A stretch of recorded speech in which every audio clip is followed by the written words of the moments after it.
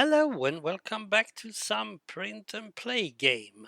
This game is called Tiny Farms, and I can warn you already, if you ask me if we're going to play any game in the near future, I might actually take out this one. We are going to collect animals and put on our farm. And that's pretty easy, mostly because we have two farmers that helps us. We have the blue farmer on the blue farm and the red farmer on the red farm.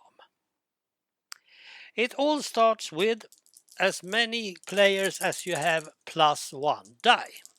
So you roll the die and put them inside in the middle at the barn. Thought that was a 6, wasn't it?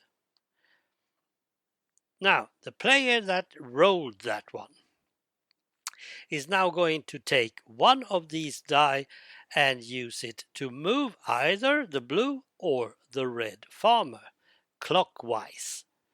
Very important. And you can always see there are several things here. Let's say that he chooses to use number 1 and take the blue farmer there. Now they have 2 horses. Let's say that this is the starting farmer. He will now use the blue farmer, 2 horses. Let's see. Horse, well, should probably be big ones. And the more horses you have in contact with each other, the better. But when it comes to horses, the player who has the most horses totally gets 10 victory points. It's all about points. Now it's the next player. Probably going to use, it really doesn't matter in the beginning, but we have some wildlife over here. That could be fun.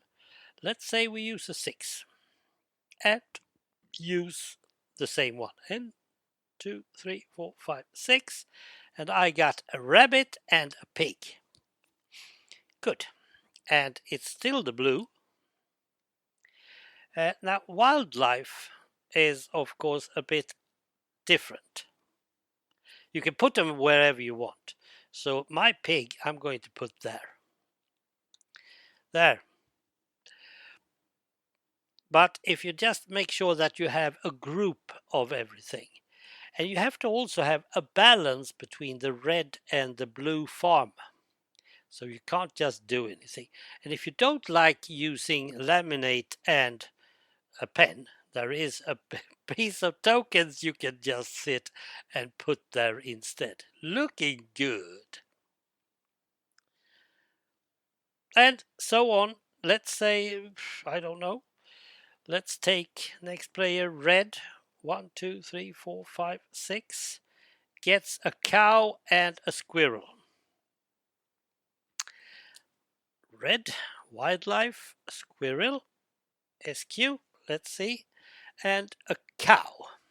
It was a cow, right? Because there's a difference between calf and cow. If you have a cow and you have some calves next to it, you get more points. You have to learn all these things.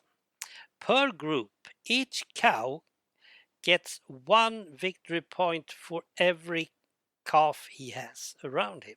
So perhaps it wasn't so good to put it by the lake. Nevertheless, that was yet another 6. And now we have a 3 and a 4, last player. Now he can't take a 3 and put it on the same spot. Because if he chooses the 3, he will then have to go one more step.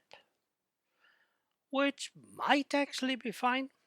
He can also use the 4 and end up at the same place. So he gets a raccoon, wildlife again, with the blue player. I'll just put a W down here because then I know it's wildlife. And a cow. Now, let's see if I can do a smarter cow this time.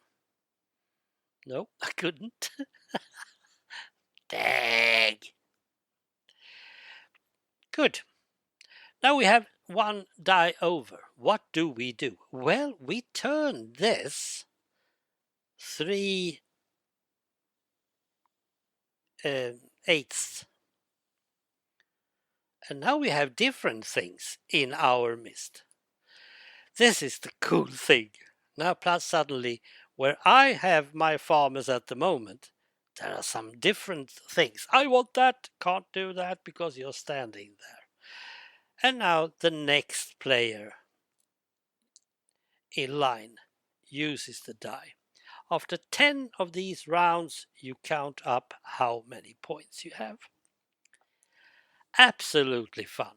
Absolutely very fun because you have no idea what's going to happen in the next round. It is cool.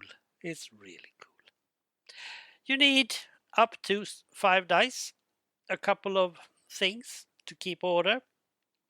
You can also use some sort of marker here if you want to tell you how many rounds there has been, because someone has to check that. And well, it's fun. It's so fun. Recommending it, yes, warmly. I think I have the very high grade of this on this one. So there. Thank you for watching this, and bye.